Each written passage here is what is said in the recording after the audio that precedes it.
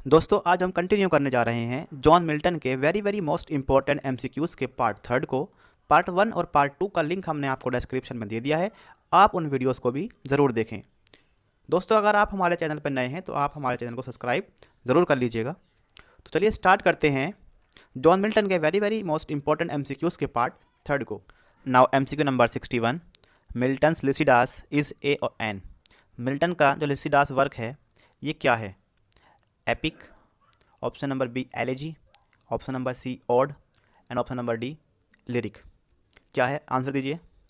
Correct answer होगा elegy. दोस्तों Lycidas को 1637 में लिखा गया था बाय जॉन मिल्टन और ये एक पास्टोरल एलेजी है। चलिए नेक्स्ट देखते हैं।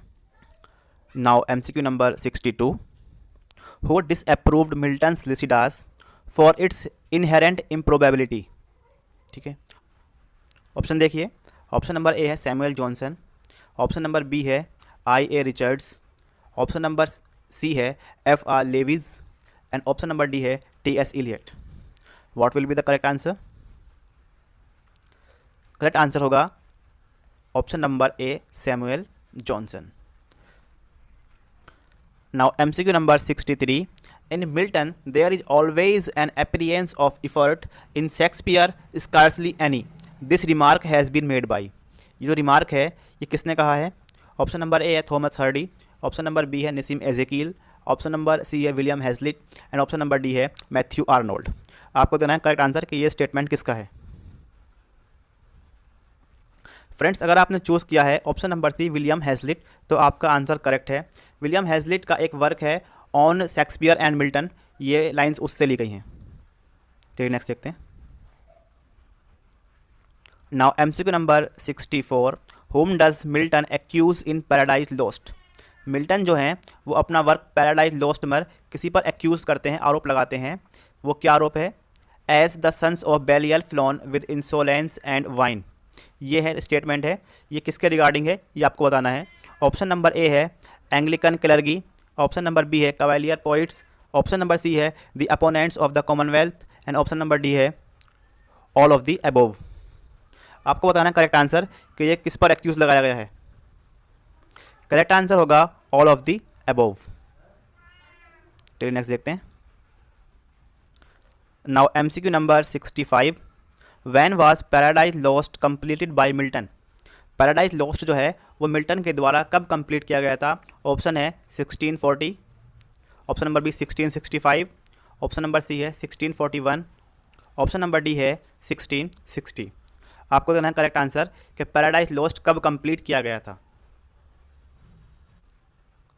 Now give the correct answer. Correct answer will B 1665। Friends इस सन में ये वर्क कंप्लीट हुआ था। इसको पब्लिश किया गया था 1667 में 10 बुक्स के साथ। इसको दोबारा पब्लिश किया गया था 12 बुक्स में, उसका सन था। और मिल्टन ने पैराडाइज लॉस्ट को लिखना स्टार्ट किया था 1658 में। चलिए नेक्स्ट देखते हैं। Now MCQ number 66, Milton was appointed to the position of Latin secretary. Milton जो है वो लैटिन सेक्रेटरी की पोजीशन पर अपॉइंट किए गए थे to the Cromwell's government, Cromwell की गवर्नमेंट के अंदर, chiefly due to his work. किस वर्क की वजह से? ऑप्शन नंबर ए है paradise lost, option number B है Reason of Church Government, option number C है on the Tenure of Kings and Magistrates, option number D है Defensio Secunda. Now give the correct answer. Correct answer will be option number C On the Tenure of Kings and Magistrate. चलिए next देखते हैं। Now MCQ number 67, Samson Agonistes shows Milton's desire to bring over into English। Samson Agonistes shows Milton's desire to bring over into English। Option देख लीजिए। Option number A है the mythology of Samson for all to know, option number B है the gravity and calm dignity of the Greek tragedies, option number C है the story of Samson was akin to his own life and option number D है the bitter irony with which he could write. आपको choose करना है correct answer. Friends ये MCQ जो है TGT 2004 में भी आ चुका है। करेक्ट आंसर होगा option number B the gravity and calm dignity of Greek tragedies. Samson agonist को पब्लिश कब किया गया था? सैमसन एगोनिस्ट को पब्लिश किया गया था 1671 में। चलिए नेक्स्ट देखते हैं। Now number 68, L'Allegro and Il Penseroso mean. L'Allegro और इल पेंसेरोसो का मीन क्या होता है? ऑप्शन नंबर ए है the blind man and the unhappy man. Option number B है the desperate man and the pensive man. Option number C है the joyous man and the meditative man. And option number D है the philosopher and the stalwart. यहाँ जो options दिए गए हैं इसमें friends, इसमें आपको देखना है जो पहला वाला दिया गया है ये और जो बाद वाला दिया गया है, तो पहले का मीनिंग पहला होगा और सेकंड वाले का मीनिंग सेकंड होगा। आपको इसमें करेक्ट आंसर फाइंड करना है। करेक्ट आंसर होगा option number C the joyous man and the meditative man. L'Allegro का मीनिंग होगा द जोयस मैन और सेकंड है इल पेंसेरोसो का मीनिंग होगा द मेडिटेटिव मैन। चलिए नेक्स्ट देखते हैं। Now MCQ number 69, John Milton's magnificent ode on the morning of Christ's nativity was written when the poet's age was. आपको बताना है कि जॉन मिल्टन का एक वर्क है on the morning of Christ's nativity, जो कि एक ओड है। ये पोएट ने किस एज में लिखी थी? ऑप्शन है option number A 24 years, option number B 21 years, option number C है 26 years and option number D है 35 ईयर्स। आपको बताना है जॉन मिल्टन ने किस एज में इस पोएम को लिखा था। फ्रेंड्स, अगर आपने चूज़ किया है ऑप्शन नंबर बी 21 ईयर्स, तो आपका आंसर बिल्कुल करेक्ट है, क्योंकि 21 ईयर्स एज में जॉन मिल्टन ने इस पोएम को लिखा था। आपको हम ये भी बता दें कि जॉन मिल्टन ने इस पोएम को जो कंपोज किया था वो दिसंबर 1629 में किया था। Now MCQ number 70, De Doctrina Christiana casts doubt on his orthodoxy of. Option number A है paradise lost, option number B है History of Britain, option number C है paradise Regain and option number D है prose डिफेंसियो। क्या correct answer होगा इसका? Friends, अगर आपने choose किया है option number C paradise regain, तो आपका आंसर करेक्ट है। पैराडाइज रिगेन को जो पब्लिश किया गया था वो किया गया था 1671 में। चलिए नेक्स्ट देखते हैं। Now MCQ number 71, one of the following poets was nicknamed the lady of Christ's by the fellow undergraduates. Spot the correct name of the poet.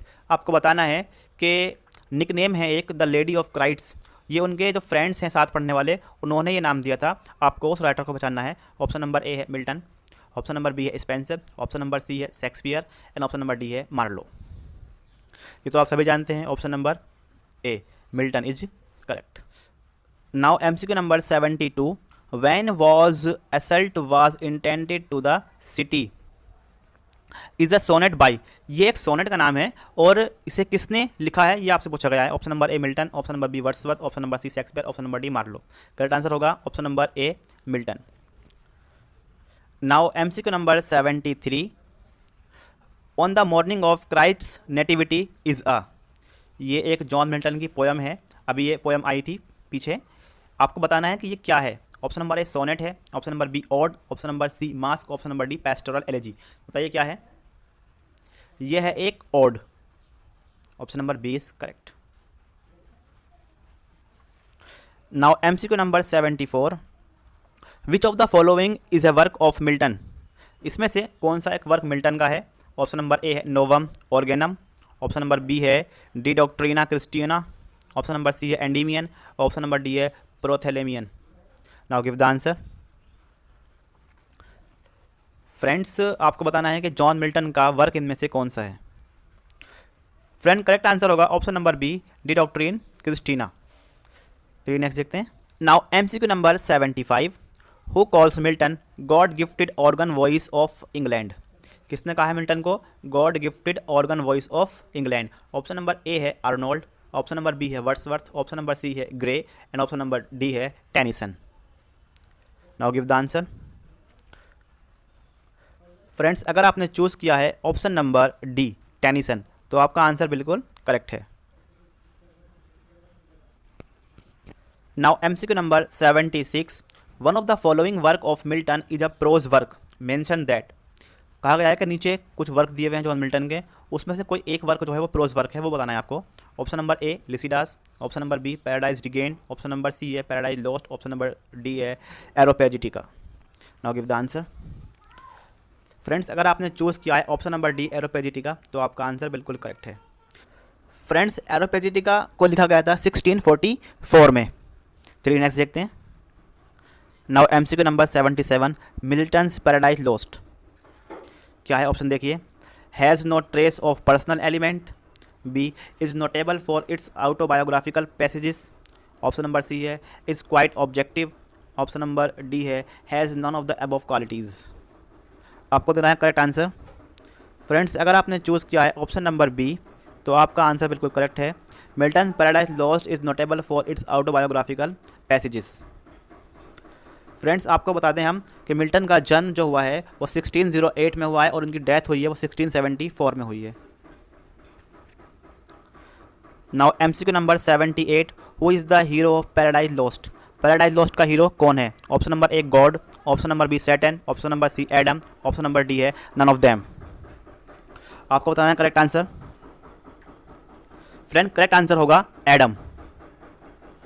कहीं कहीं आपको सैटर्न भी देखने को मिल सकता है, लेकिन जिस सोर्स से मैं आपको बता रहा हूँ उस सोर्स में एडम को ही करेक्ट माना गया है और ये TGT 2009 के अंदर आया हुआ है, उसमें एडम को ही करेक्ट आंसर माना गया है। चलिए नेक्स्ट देखते हैं। Now MCQ number 79, Milton's paradise lost has been praised for it's.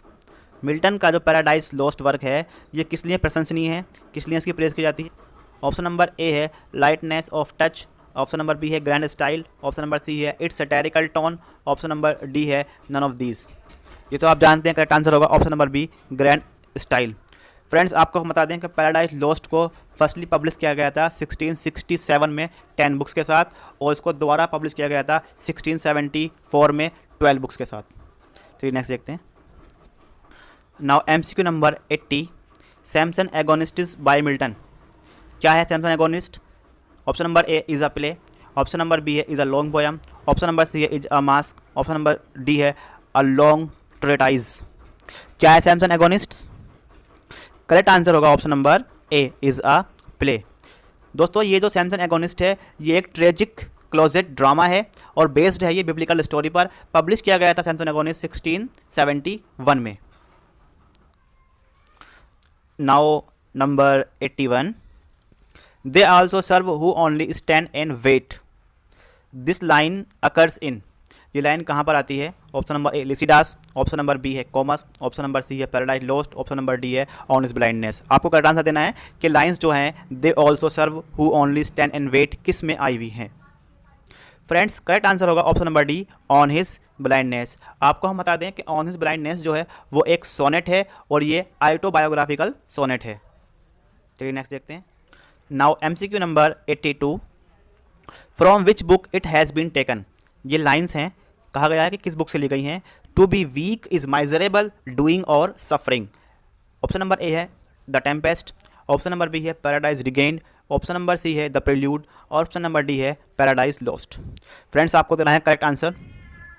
Correct answer will be option number D Paradise Lost. Friends, आपको हम बता दें कि पैराडाइज लॉस्ट 1667 में पब्लिश किया गया था। Now MCQ number 83, which of the following is a pastoral poem by Milton. कहा गया है कि मिल्टन के द्वारा लिखी हुई कोई पास्टोरल पोयम है, वो आपको बतानी है। Option number A Adonis, option number B है थायरसिस, ऑप्शन नंबर सी है Lycidas and option number D है नन ऑफ द अबव। आपको बताना है कि मिल्टन के द्वारा लिखी हुई पोयम कौन सी है। काफ़ी कन्फ्यूजिंग से नाम है सभी के सभी। करेक्ट आंसर होगा option number C Lycidas. Friends, Lycidas को लिखा गया था 1638 के अंदर और ये एक पास्टोरल पोयम है बाय जॉन मिल्टन। बात करते हैं एडोनिस की, तो एडोनिस को लिखा गया है 1821 में बाय शैली। बात करते हैं थायरसिस की, तो थायरसिस को लिखा गया है 1865 में बाय मैथ्यू अर्नोल्ड। चलिए नेक्स्ट देखते हैं। Now MCQ number 84, Milton's poetry is a mirror in which the writers character is very clearly reflected. Who made this statement. ये स्टेटमेंट किसने कहा है? ऑप्शन नंबर ए है वेरिटी, ऑप्शन नंबर बी है Macmillan, option number C है Pattinson, option number D है बस। आपको देना करेक्ट आंसर कि ये जो स्टेटमेंट है ये किसने कहा है regarding John Milton. Friends, correct answer होगा ऑप्शन नंबर बी मैकमिलन। चलिए नेक्स्ट देखते हैं।